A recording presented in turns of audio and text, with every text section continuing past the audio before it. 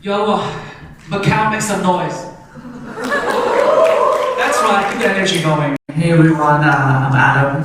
5 years ago, I did my first TEDx talk on a stage like this as a social media influencer. Today it's great to be back. Woo! Yeah. But this time is a bit different. I'm back with another 3 entirely different identities. Just take a look at the 3 mics behind me. 3 mics right here, one from a simultaneous interpreting booth, one from a stand-up comedy club, and one from a university classroom. And these 3 mics represent 3 identities of who I am, what I'm doing, and yet within them lies the story of how 3 times over I rediscovered my path in life when everything felt unclear. Now I'm going to start with the first mic, the interpreter's mic, and look at these photos. I know, I always look my best when I do interpreting. And it perfectly fits the stereotypes of an interpreter. Decent, professional, charming, handsome. I know. I'm gonna tell you, yes, it used to be, not anymore. Like 5 years ago, if you tell anybody that you're an interpreter, they'd be like, oh wow, fancy. But now if people know that you do interpreting, they'd be like, oh wow, you still have a job? Man, I thought AI already. Every time I hear this, I'm so mad. I'm so mad. I'm like, you're right.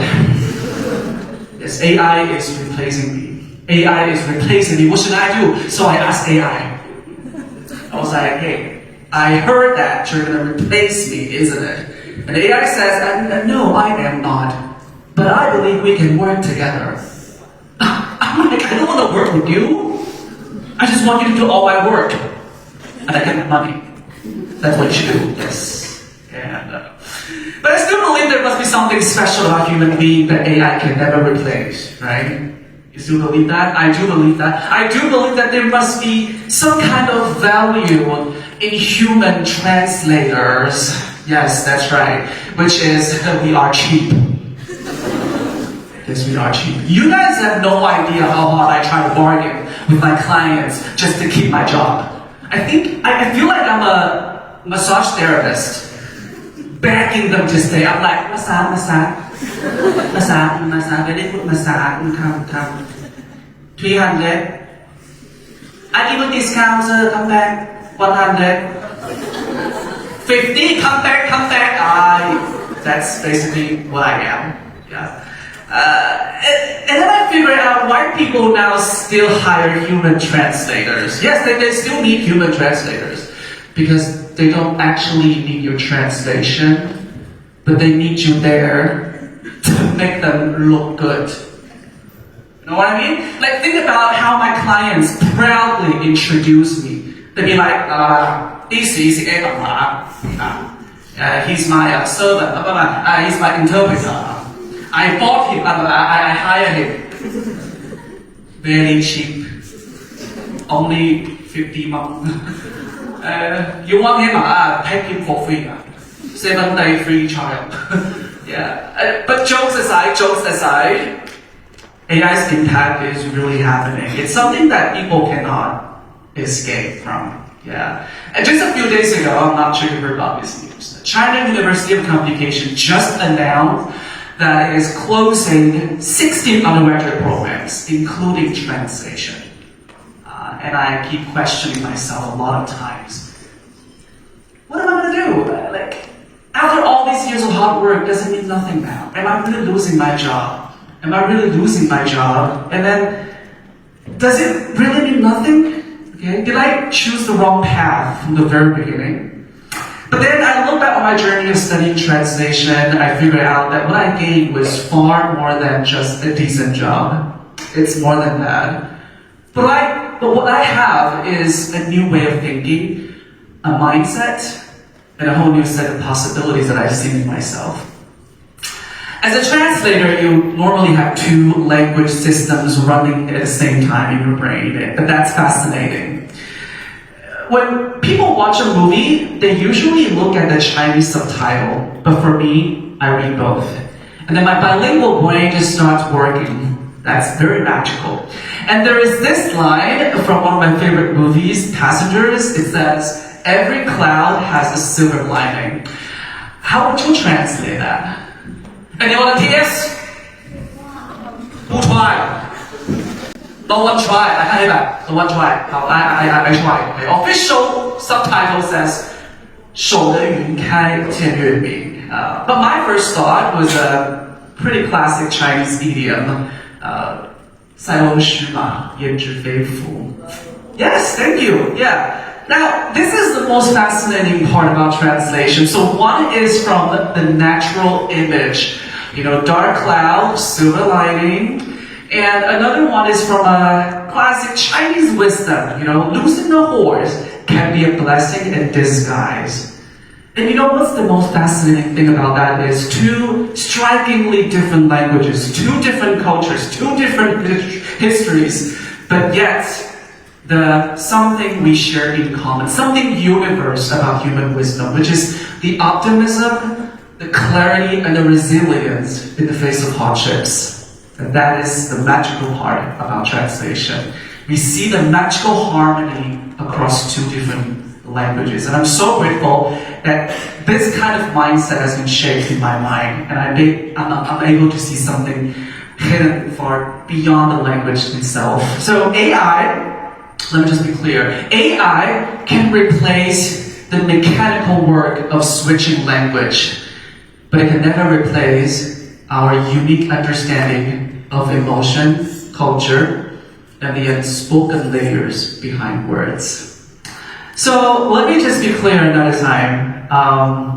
My interpreter's mic never loses its value. Never.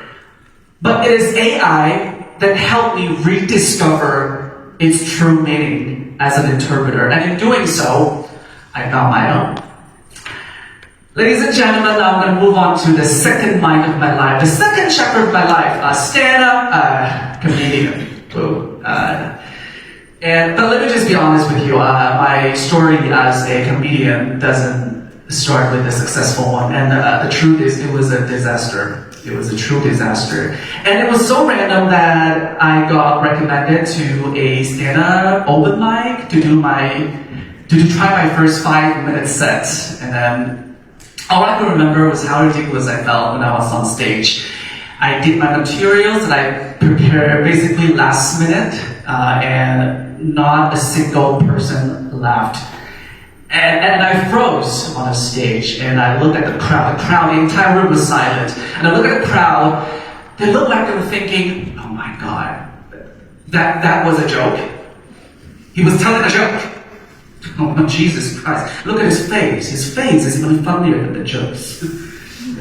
That's how the story started. Such a cringe, I know. But the other day, the saddest part about this is not how I bombed on a stage, but the fact that I watched so many other comedians. They were so unique, they were so special, they were so talented, they could make people laugh. And then I asked myself, who am I then? Who am I really? And maybe this is not for me. Maybe I chose the wrong path. Maybe I should quit it.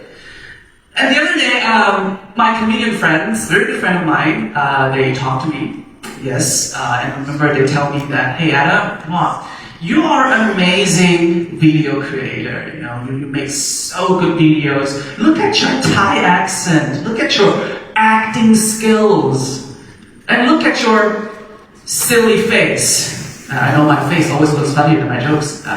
And they'd be like, why don't you just bring your video talent into your comedy? People will like it. You can just be you, the one and only Adam. I was really grateful for those words. And I admit that at that particular moment, something clicked in here. And then I tried to, recreate my video, the authentic Adam vibe, into my comedy, and it turned out super successful. It really worked. And I remember reading some reposts from my fans after the show. Yes, exactly. They were like, "Oh my God, Adam is back with his iconic Thai accent! Whoa, yeah." Just for the record, I'm Chinese, I'm not Thai, okay? Even though I love Thai culture, I really love them, they're really nice, really lovely. And there's a key tech, and I finally came to understand that success sometimes doesn't mean that you're being something that you're not, being somebody else. It's about being who you are, the authentic version of who you are.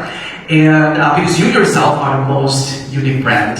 And there is a key technique in comedy, expectation violation, meaning that you think the story goes this way, but it turned out the other way. And this is how your expectation and your assumptions are broken. And that's where the humor lies. Okay? And then I think my life as a comedian is exactly a kind of expectation violation, because I thought my career path goes like very predictable as a teacher, as a simultaneous interpreter, but it turned out, okay, I can do comedian. I can be a comedian. It was completely beyond my expectation.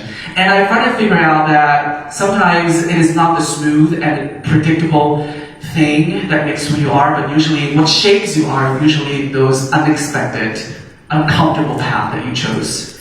And this is the second life of my life, one that taught me to embrace my imperfection and to reconsider and rediscover who I am and dare to be the authentic version of me. And the third chapter, you see this, okay, pretty scary. Yes, the teacher's mic. And honestly, look at these photos. I don't even know who that guy is. It doesn't look like me, no. And a lot of people are shocked as well. But honestly, before I started teaching, I was a full-time influencer for a year long. And I'm going to tell you that throughout those years, the entire year was my most successful period of my career. My social media grew quickly, and then I appeared on a lot of TV shows, got a lot of popularity, but I wasn't happy. I wasn't happy because I myself, I was the only person who knows that behind all those glamorous life was the emptiness and anxiety, because I felt like I felt far more and more isolated, disconnected with my real life. I remember those days I would lock myself in the room for 10 straight days, unwilling to get up, unwilling to speak to anyone. And I barely had any chance to, build up any face-to-face and genuine conversation with a real person. I somehow got lost more than ever. I somehow lost my purpose of life. And then it was a very, very random. The other day I came across a job posting hiring an English teacher in a university. And then this strange idea just came to my mind. Maybe I should try this. And then I did it. And then I got the job. Easily. Getting a job wasn't the hardest part. But what's the hardest part is that once you got that job, and what's next? Because my purpose was to find my purpose of my life. And how could I, once I got the job, to rediscover my purpose of life as a teacher? This is a new question that came to me. And because for a lot of people, teaching is so isolated, so disconnected with my identity as a comedian, like teacher, serious, interpreter, and then comedian. Like how come? But for me, they're not separate, and they can actually work perfectly together.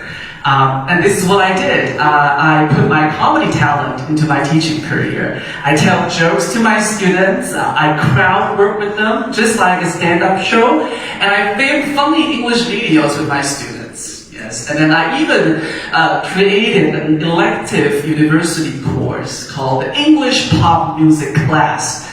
Yes, I basically opened a karaoke in my university. And people ask me why I do that. I said, because I love singing. I love karaoke. I just want to hear me sing. Yeah, that's it. Just joking, yes. And it turned out super popular. And this is one of the notes from my students. She said, this is the most interesting class during her entire college years. And that was those moments that made me feel alive and made me realize that what I need was never the validation, never the fame, glamorous life, or the popularity, but it's the genuine connection to my life and to people's hearts. So I'm really thankful for the teaching career that helped me, witness so many students that grow confidence, they become more certain of their life, and I realized that I could also be the light of their journey. I can also be with them, be there for them all the time through their moments of uncertainty. So ladies and gentlemen, and these three mics right here, they represent three different versions of me, as well as the periods of confusion in my life. They may seem unrelated, but then there's one thing they share in common, which is the passion for language. I've been lost too, trust me, you're not the only one. But confusion is never an end, it's a beginning. With language as our skill, we can be a teacher, we can be translators, interpreters, we can be a comedian, we can be anything that you want to be. The more pillars of growth that you have, the stronger your cores become. Each identity serves as a pillar for your growth, and every attempt strengthens who we are at the core. Truth is, each of us has our three mics of our life, or even maybe more. Yes, and they can be your careers, your hobbies, your roles, and they may confuse us, puzzle us, and leave us wandering in the forest. It really happens, but please always remember this, there is always a silver lining in the darkest cloud. Thank you, everyone.